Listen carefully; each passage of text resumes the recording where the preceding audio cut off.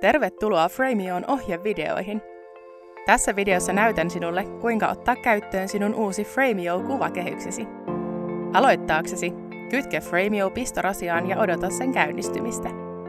Valitse sitten listasta kieli, jota haluat käyttää kehyksessäsi. Paina sitten seuraava painiketta oikeassa alanurkassa siirtyäksesi seuraavaan vaiheeseen. Yhdistetään nyt Frameosi internettiin. Etsi ja valitse sinun Wi-Fi-yhteytesi nimi listasta. Syötä salasana yhdistääksesi Wi-Fiin. Kun kehyksesi on verkossa, lukee verkon nimen alla Yhdistetty. Valitse aikavyöhykkeesi, päivämääräsi, aikasi ja aikamuotosi. Kehyksesi tarkistaa, onko saatavilla uudempaa versiota Frameo-ohjelmistosta.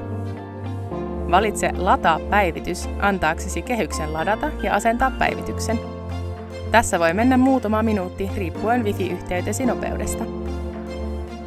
Syötä nyt nimesi ja kehyksesi sijainti, esimerkiksi olohuone tai keittiö. Tämä tulee näkymään ystäville ja perheenjäsenille, kun he lähettävät kuvia kehykseesi heidän älypuhelimistaan. Valmista tuli!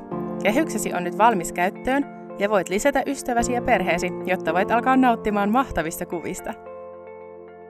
Seuraavassa videossa näytän sinulle, kuinka lisäät ystäviä kehykseesi. Kiitos kun katsoit!